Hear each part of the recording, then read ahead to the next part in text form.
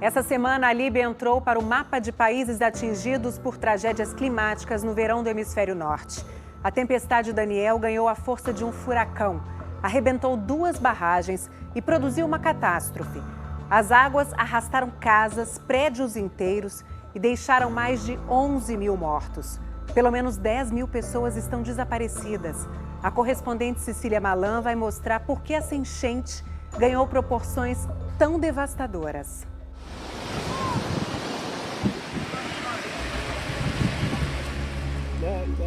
A água ainda varria a cidade com força quando o dia amanheceu em Derna no domingo passado.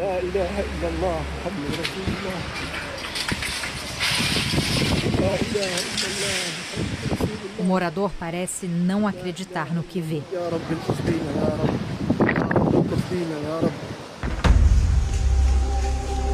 A tempestade Daniel castigou a Líbia, no norte da África, com ventos e chuvas fortes. Caiu em 24 horas o esperado para o ano todo. Mas a maior tragédia ainda estava por vir. 2 represas se romperam, lançando 30 milhões de metros cúbicos de água sobre a cidade costeira. Não deu tempo de fugir. As pessoas estavam dormindo. Perdemos 30 pessoas da mesma família. Ainda não encontramos ninguém. Esse vídeo da rede britânica BBC mostra a força da correnteza durante a noite. Gritos desesperados alertavam para o perigo.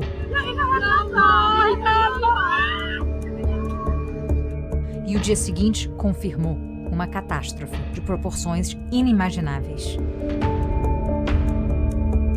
A imagem aérea revela a destruição em volta da mesquita, que permaneceu intacta. Do alto de um prédio, outro morador registrou a fúria da água. Carros passavam boiando como se fossem de brinquedo. Alguns eram engolidos. E muitos ficaram amontoados na beira do mar, que se tornou um grande cemitério. Até essa semana, Derna tinha 100 mil habitantes. 1/3 da cidade está desabrigada, com acesso limitado à água potável. E mais de 11 mil pessoas morreram. Um número que deve aumentar muito, já que 10 mil ainda estão desaparecidas. A tempestade Daniel se formou perto da Grécia no dia 4 de setembro e causou chuvas recordes no país. Atingiu também a Bulgária e a Turquia. Ao todo, 26 pessoas morreram nesses 3 países. Mas alertas de agências meteorológicas e a retirada de moradores evitaram que mais vidas fossem levadas. No dia 10, a tempestade, já com características semelhantes à de um furacão, cruzou o mar Mediterrâneo e chegou ao norte da África, uma zona crítica do planeta considerada de alto risco climático. Um estudo da ONU aponta que a temperatura no Mediterrâneo está aquecendo 20% mais rápido do que a média global. Isso alimenta chuvas cada vez mais intensas, alternadas, com períodos prolongados de seca. Também eleva o nível do mar, colocando em risco cidades costeiras como Derna. Segundo especialistas, o aquecimento da água fez a tempestade ganhar força. A temperatura do Oceano Mediterrâneo estava muito quente, 27 graus e meio.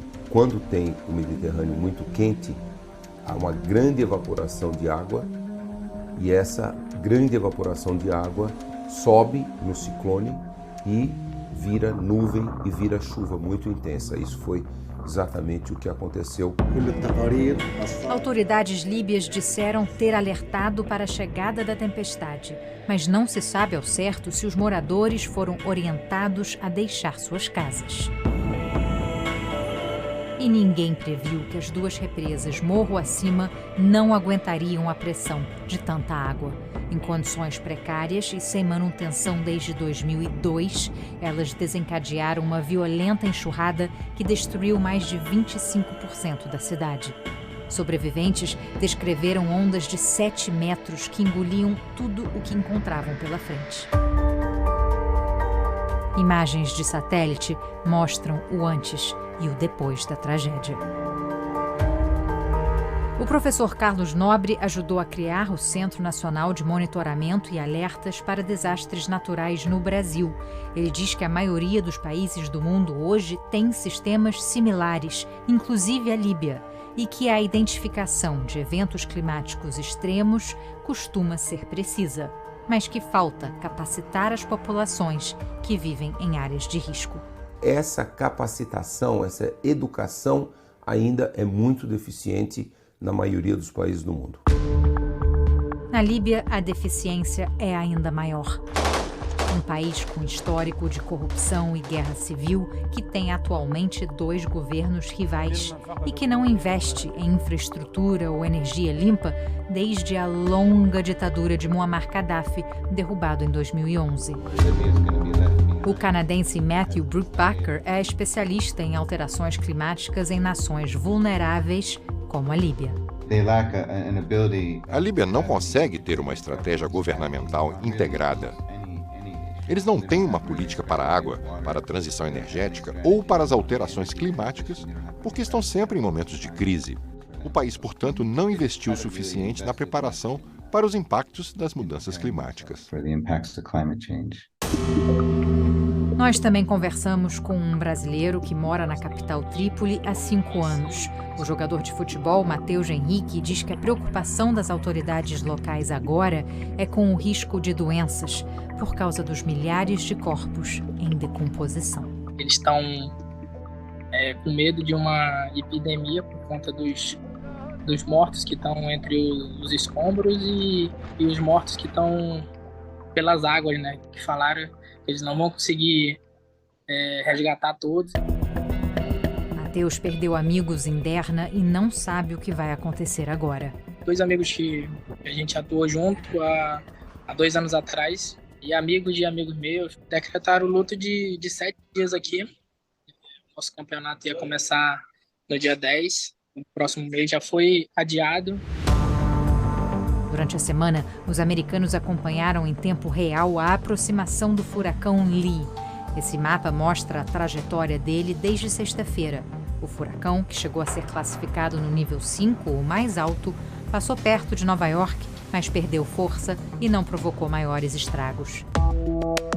No centro do mapa, outro furacão que chamava a atenção, o Margot, também foi rebaixado na escala de intensidade. A preocupação agora é com uma formação no Caribe.